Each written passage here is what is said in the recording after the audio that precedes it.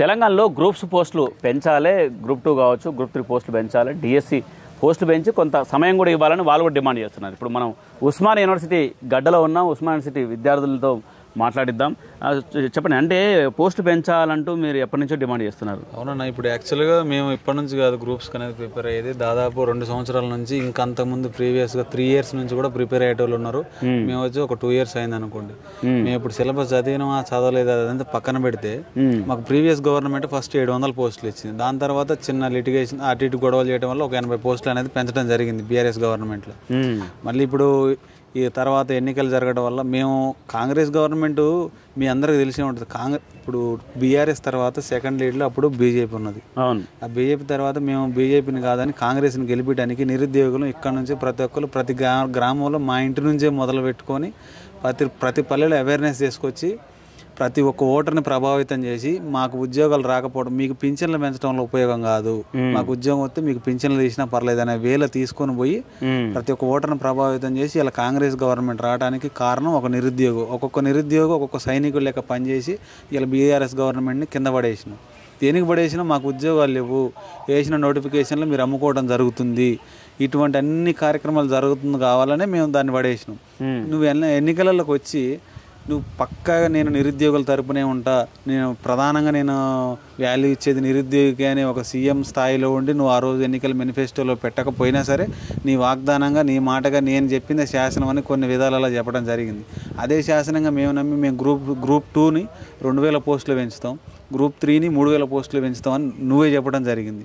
అదే మాటగా మీరు సీఎంగా మీ మాట గౌరవించి మేము మిమ్మల్ని గెలిపించినాం. ఇవాళ గద్దెనెక్కినాక నువ్వు ఈరోజు నేను అదే పోస్టులు 780 వేస్తా, మీరు రాసుకోండి లేకపోతే తీరులా. ఇప్పుడు అప్పటి నుంచి మొన్న మోతిలాల్ నాయక్ అనే విద్యార్థి నాయకుడు 9 రోజులు దీక్ష చేయడం జరిగింది, పట్టించుకోలేదు. తర్వాత అశోక్ సార్ దీక్ష కంటిన్యూస్గా జరుగుతూనే ఉంది, ఆయన పట్టించుకోకపోవడం ఇది అసలు నిమ్మక నీరెత్తినట్టు గవర్నమెంట్ ప్రవర్తిస్తుంది. అది కూడా తీసేసి ఇప్పుడు నిన్న మన సీఎంఓ మీటింగ్లో 4 విద్యార్థి నాయకుల్ని, కొంత వాళ్ళకి సపోర్ట్ ఉన్న విద్యార్థి నాయకులను పిలుచుకొని, వేరే వాళ్ళని పిలుచుకొని, నీ పార్టీ వాళ్ళని పిలుచుకొని సేమ్ అంతే పోస్టులు ఉంటాయి. గ్రూప్ 2 యాజ్ ఇట్ ఈజ్ జరిగిద్ది, అది డిఎస్సి యాజ్ ఇట్ ఈజ్ జరుగుతుంది.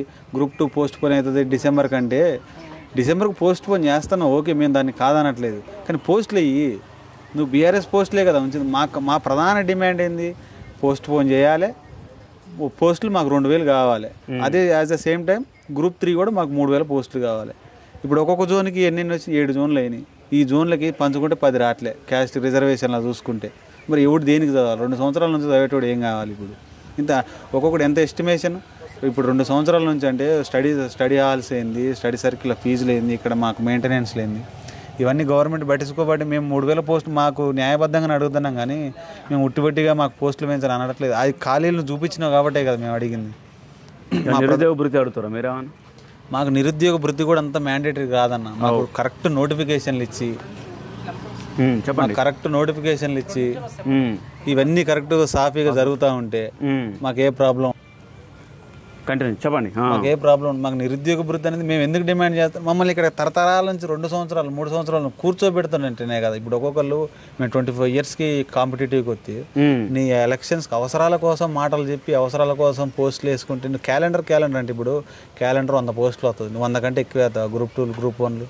మాకు ఇదే బల్క్ అమౌంట్ బల్క్ నోటిఫికేషన్ ఇస్తే మేము డిసెంబర్ కాదు నెక్స్ట్ ఇయర్ ఫిబ్రవరికైనా ఆగుతాం. ఏదో తెలుసుకొని బయటకు తెలుసుకొని మేము అవుటర్ రైటా తెలుసుకొని వెళ్ళిపోతాం. ఆల్రెడీ మేము 30sకి వచ్చేసినాం, పెళ్లి లేకుండా ఇంటికాడ తలకాయ లేకుండా ఊర్లో సొసైటీలో. దీని అంతటి కారణం ఒక నిరుద్యోగం. మేము పోస్టులో పెరుగుతానే కదా వచ్చింది.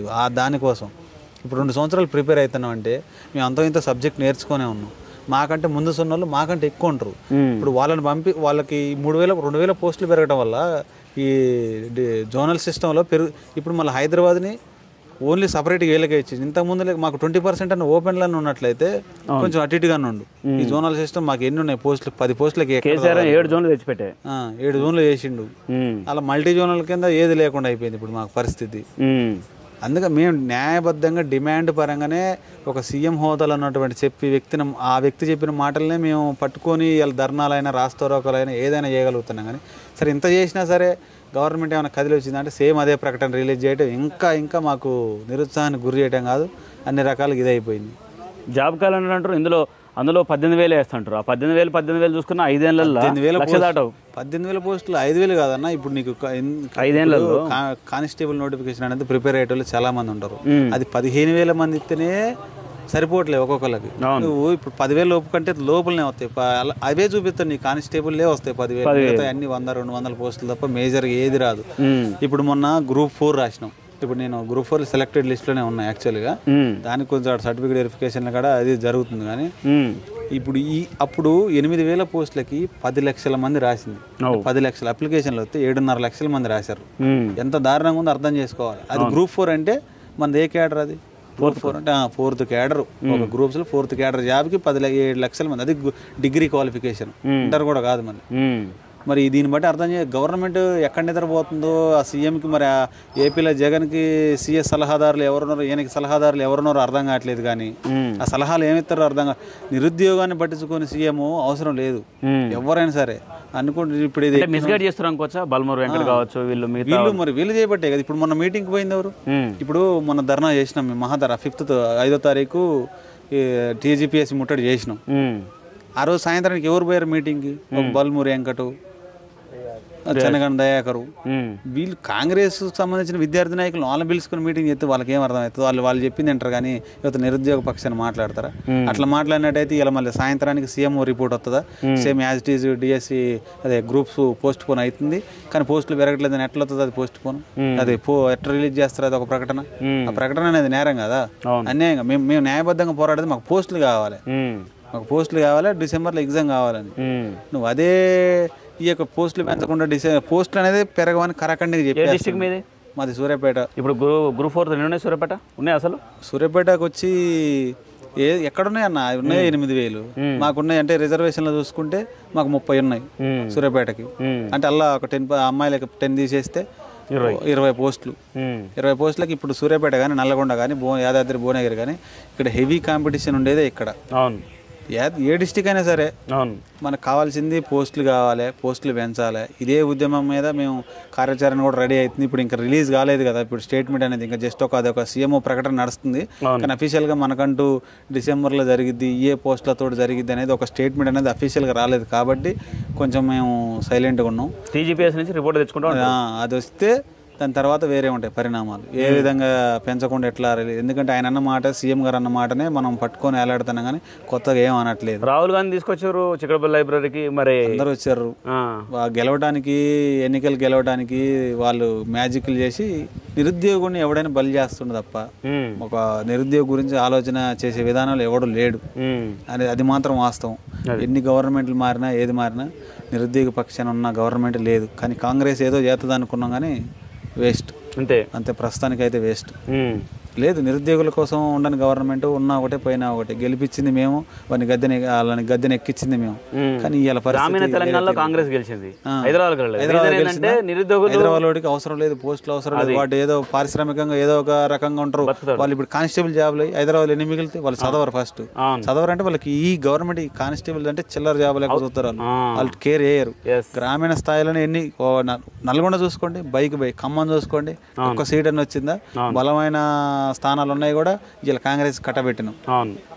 ఎందుకు కట్టబెట్టినాం? మాకంటూ న్యాయం జరిగిద్దని. కానీ ఈ గవర్నమెంట్ తెచ్చి అయిపోయింది. గ్రామీణ లెవెల్ జియో నెంబర్ 46 వాటి తెచ్చి ఏదైనా మారవాలి కదా. అది ఇప్పుడు మారవట్లేదు. మరి పాత గవర్నమెంట్ తెచ్చింది, కొత్త పాటు అందరినీ అక్కడ మరి అధికారులు చెప్పేటోళ్ళు ఎవరిని సలహాలు వింటారు, ఎవరి సలహాలు అన్ని ప్రెస్ మీట్లు పెట్టి బయటకు రిలీజ్ చేస్తారు. కానీ ఆ మాటలు పక్కన పెట్టాలి. వాళ్ళు ఏం చేస్తారంటే ఇప్పుడు మంచి గుర్రం అనుకో, ఇప్పుడు రేవంత్ రెడ్డి గుర్రం అనుకో, దాన్ని ఏం చేస్తారంటే గాడిదగా మారుస్తారు. మారిస్తే ఏమైందంటే ఈ గాడిద మస్తు పని చేస్తుంది అన్నట్టు చూస్తారు. మేనిఫెస్టోలు కానీ చెప్పడం కానీ మంచి నేను ఇది చేస్తా, మంచిగా ప్లానింగ్ చేస్తా, ఇంప్లిమెంట్ ఇవన్నీ చెప్పడం ఓకే మంచి. అందుకనే కానీ నేను గెలిపించింది. ఇలా ఏది లేకుండా పోయింది మా పరిస్థితి. మళ్ళీ ఇగో ఈ 20 రూపాయల టిఫినే మాకు, మళ్ళీ ఈ గోడలు 5 రూపాయల భోజనం మధ్యాహ్నం. ఇంకెన్ని రోజులు ఈ కష్టాలు? ఇంటికాడ వాళ్ళు ఫోన్ చేసి వాళ్ళని ఏం అడుగుతామన్నా 30 సంవత్సరాలు వచ్చినాక పైసలు. మరి నిరుద్యోగ భృతి అని మేము అడగం. మీరే మీ ఎన్నికల గెలుపుల కోసం మేము నిరుద్యోగ భృతి ఇద్దామని ప్రతి ఒక్కటి వచ్చి చెప్పటం. ఎవరు అని అడుగుతారా నిరుద్యోగ భృతి? మాకు కావాల్సింది మేము చదువుకున్న దానికి మాకు న్యాయం చేయండి. మాకు రాకపోయినా పర్లేదు, మాకు నోటిఫికేషన్ వేయండి. వచ్చాడు వెళ్ళిపోతాడు, సెకండ్ లిస్ట్ లో ఉన్నాడు, తర్వాత కొట్టుకుంటాడు. రైట్, అది టార్గెట్. రైట్. అంటే ఇది ఒక నిరుద్యోగి ఆవేదన. ఇది ఈ విధంగా దీనంగా కూర్చొని అప్పుడప్పుడు చదువుతూ మధ్యలో ఈ విధంగా బయటకు వచ్చి దీనంగా ఉన్నటువంటి ఒక నిరుద్యోగులు ఎందరో ఉన్నారు. ఇప్పటికైనా ప్రభుత్వం ఆలోచన చేయాలి. వీళ్ళు అడిగే ప్రభుత్వం ఇప్పటికైనా చిత్తశుద్ధి తెచ్చుకొని మా నిరుద్యోగుల పక్షాన్ని ఆలోచించి మేము అడిగే ప్రధానమైన డిమాండ్ మాకు గ్రూప్ 2 పోస్ట్ పోన్ చేసి పోస్టులు అనేవి 2000 చేసి గ్రూప్ 3ని అదే నెలలో పెట్టి 3000 పోస్టులు చేసి మాకు ఇంకా మేము గవర్నమెంట్ నుంచి ఏది ఆశించట్లేదు, ఏది కోరుకోవట్లేదు. తర్వాత నువ్వు క్యాలెండర్ ఇచ్చుకుంటావా ఇంకేది చేసుకుంటావా అనేది గవర్నమెంట్ ఇష్టం. రైట్, ఇది నిరుద్యోగుల డిమాండ్. ఇది వీళ్ళు అడిగే గొంతమ్మ కోరికలు కూడా ఏం కాదు. కొన్ని పోస్టులు పెంచండి, పరీక్షలు పెట్టండి, రాసుకుంటాం, ఏదో ఒకటి తెలుసుకుని అవతల ఏదో ఒక ఉద్యోగం చేసుకుంటాం, బతుకుతాం. 30 ఏళ్ళు వచ్చినాయి, ఇంక ఇప్పుడు పెళ్లి కావాలి, మా పిల్లలు ఏంది, మా చక్కదనం ఏంది అనే అట్నికి ఆవేదనలో ఉన్నారు ప్రభుత్వం, అధికారులు. కొంతమంది అధికారులు మిస్గైడ్ చేస్తారు. అట్లా మిస్గైడ్ చేయకుండా వీళ్ళకి న్యాయం చేయాల్సిన అవసరం ఎంతైనా ఉంది. కెమెరా పర్సన్ సురేష్తో రవిచంద్ర, ఉస్మాన్ యూనివర్సిటీ, అశోక టీవీ.